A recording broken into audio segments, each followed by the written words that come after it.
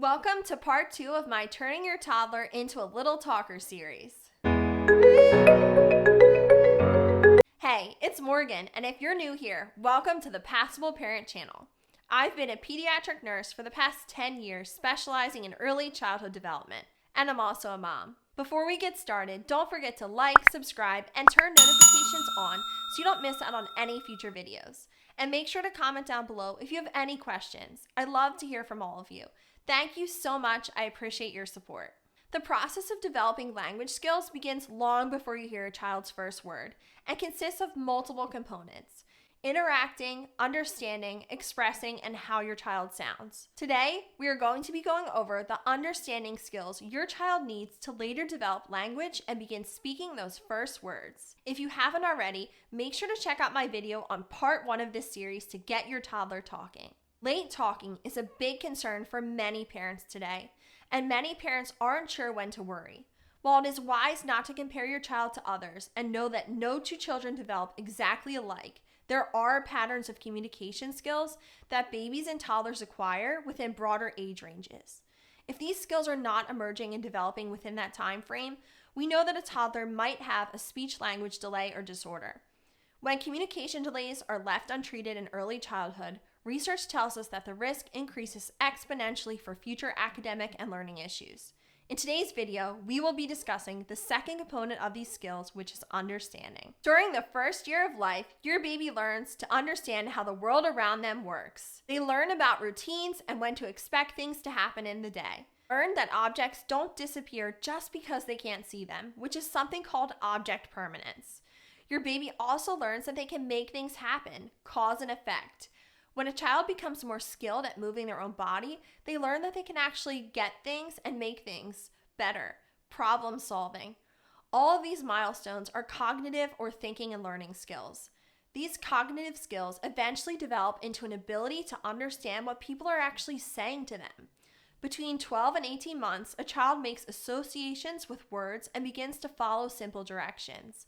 This is called receptive language or auditory comprehension.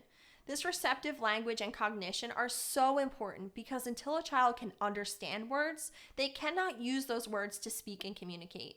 There are some red flags every parent or caregiver should be aware of when it comes to cognitive and recourse language delays. And I want to go over those with you before we jump into what you can do to help improve your child's understanding. If you're concerned at all about any of these red flags I'm going to mention, please notify your pediatrician. The first is not looking at you. Another is that when you call their name, they aren't responding to you by their first birthday. If your child doesn't pick up on other people's facial expressions, tone of voice, or gestures by 1 year old. Another red flag is that if your child doesn't follow simple directions by 18 months of age. If your child doesn't point to familiar pictures in books by 24 months. If your child is repeating a question to you rather than answering it, this is also a red flag. If your child uses the same words and phrases without adding many new ones, this can be a red flag.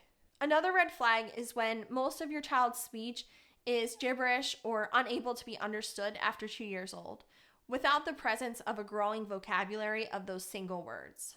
Again, if you have any concerns about the red flags I mentioned, please reach out to your pediatrician, as this may be a bigger sign than just late talking. Now, I want to share with you what you can do to improve understanding in your child and help get them talking sooner. The first is to simplify what you say to your child. Speak in single words and short phrases when your child is learning to understand what you are saying to them. You still want to expose them to a wide variety of vocabulary, but when they're learning certain words, you want to slow down your pace of what you're saying and really emphasize them to your child. Talk about what your child is paying attention to in the moment. An example of this would be, wow, look at that big brown dog. Look how fluffy he is. Do you see his big tongue and his long tail? You also want to be giving your child opportunities to demonstrate that they understand what you are saying to them. Ask them to follow requests throughout the day, such as, show me the door, show me the car, where is your cat, get me the ball. If your child is not pointing yet, encourage them to look around to find what you've asked them to locate. If your child does not seem to understand, show them what to do. If you said, give me your doll, and your child doesn't move towards the doll, point and direct them to the doll. You may have to initially provide some physical assistance to help your child learn to follow those directions by actually demonstrating what you are asking of them yourself first. And parents, it's really important to remember as you start to work at home with your child to learn how to talk, it is much more important for your child to understand what a word means than it is for them to actually say the word out loud. And finally, teaching a child to understand words doesn't have to be boring.